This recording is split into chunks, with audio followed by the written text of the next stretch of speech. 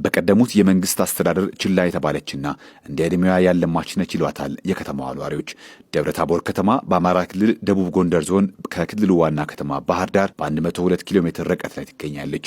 ከአዲስ አበባ ደግሞ በ672 ኪሎ ሜትር ርቀት በሰሜን ምዕራብ አቅጣጫ ትገኛለች። በተለይም በመሰረተ ልማት ዝርጋታ ከተማዋ እጅግ ወደ ኋላ እንደቀረች መረዳት ቀላል ነው። በተለያዩ ጊዜያት ለዚህ ችግሯ ምላሽ ይሰጣል በሚል በክልሉ መንግስት የሚገቡ ቃሎች ወደ መሬት አለመውረዳቸው ደግሞ ሌላው ፈተናዋ ነው። እንደ ማሳያ ደግሞ የደብረ ታቦር አውሮፕላን ማረፊያ አንዳንዶች መንደርደሪያ የሚሉትን ግንባታ ማንሳት ይቻላል።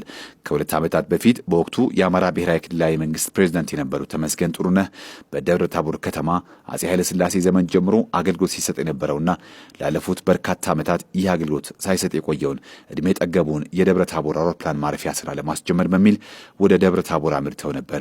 በድጋሚ መሰረተ ድንጋይ ቢያስቀምጡም እስከዛሬ ግን ጠብ ያለ ነገር የለም ይላሉ የአሁኗ የከተማዋ ከንቲባ። አሁንኛ የምንጠይቀው ምን መሰለህ?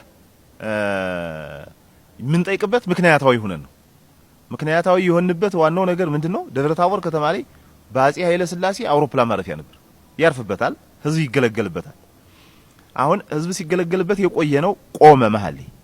በኋላ ደግሞ በዓመተ ምሕረቱን በደንብ ላላስታውስ እችላለሁ። በ80ዎቹ መጨረሻ አካባቢ 80ዎቹ መጨረሻ 90ዎቹ መጀመሪያ አካባቢ ድረስ ለ5 ለ6 ዓመት አውሮፕላን ማረፊያ ነበር። በሲቪል አቪዬሽን ውስጥ ተመዝግቦ አንዱ አገር ውስጥ ያለ የኤርፖርት ማረፊያ ነው፣ እንደነ ላሊበላ ማለት ነው። ከዛ በኋላ ተነሳ ባልታወቀ ምክንያት። ስለዚህ መጀመሪያ የነበረህን መሰረተ ልማት እያጣህ መሄድ የለብህም ነው የኛ ምክንያታችን እና መፈቀድ ያለበት ይሄ ግድ ነው። ህዝቡ ከፍተኛ ጥያቄ እየጠየቀ ነው። የነበረን መስመር ለምንድን ነው የሚታጠፍብን? የነበረን የሲቪል አቪዬሽን ውስጥ አንዱ መስመር ለምን ይዘጋብናል የሚል ጥያቄ ነው ያለውና ይሄን ምክንያታዊ አድርገን ነው እየጠየቅን ያለነው። በእርግጥ ለደብረ ታቦር ከተማ አውሮፕላን ማረፊያ ነው የሚያስፈልጋት ወይስ ከባህር ዳርና ከሌሎች አጎራባች ከተሞች ጋር በቀላሉ የሚያስተሳስሯት ፈጣን መንገዶች የሚል መከራከሪያ ይነሳል። መንግስት የሚከተለው ፖሊሲም በዋና ዋና ከተሞች ያሉ አውሮፕላን ማረፊያዎችን ማዘመንና ማስፋት፣ ሌሎች መጋቢ ከተሞችን ደግሞ በመንገድ ማስተሳሰር እንደሆነ ጠቅላይ ሚኒስትር አብይ አህመድ በቅርቡ መናገራቸው ይታወሳል። ነገር ግን የደብረ ታቦር ከተማ ከንቲባ የተለየ ሀሳብ አላቸው።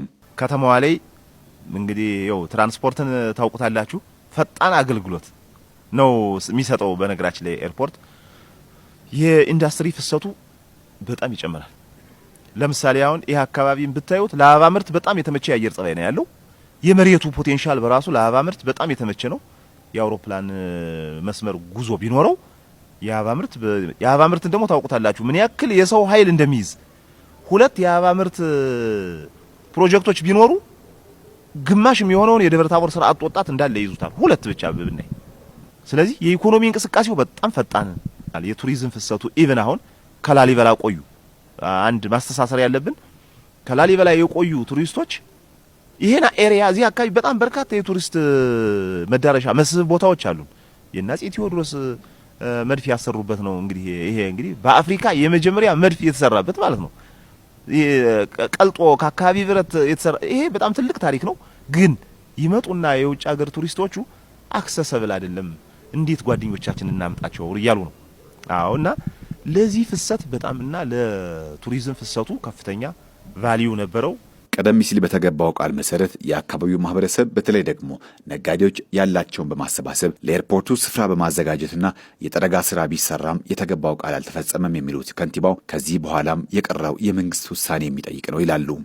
በርካታ የተወላጅ የንግዱ ማህበረሰብ በርካታ ብር አፍሰዋል። በነገራችን ላይ በህዝቡ በጀት በመንግስት በጀት ብቻ እንዳይመስላችሁ የንግዱ ማህበረሰብ እዛ ቦታ ላይ ትልቅ ሀብት አፍሰዋል እና ሲቪል አቪዬሽን ከዚህ ደረጃ አድርሱትና ረከበዋለሁ የሚል ሳይንግ ስለነበር ከዛ ተሰራ።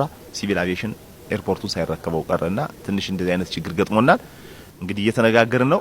የጠረጋ ስራ ተሰርቷል። ሃርድ ሮክ የማንጠፍ ስራ ተሰርቷል። ከዛ በኋላ የተወሰነ ባለሙያ ቸክ አድርጎት 00 የሆነ አሉ የሚባል ጠጠሮች አሉ። እነዚያ ከተደረገ በኋላ ሬንጅ የማንጠፍ ስራ ነው የቀረው። ሌላውን የእርዝ ወርኩን ወይም የመሬት ስራውን በሙሉ በባለ ሀብቱና በመንግስት በጀት ነው የተሰራ በእኛ በከተማ አስተዳደሩ እና ይሄ ነው ተቋርጦ ነው ያለው። ከኛ አቅም በላይ ከተማ አስተዳደሩ ወይም የአካባቢው ማህበረሰብ ምንም ማድረግ አይችልም ከዚህ በላይ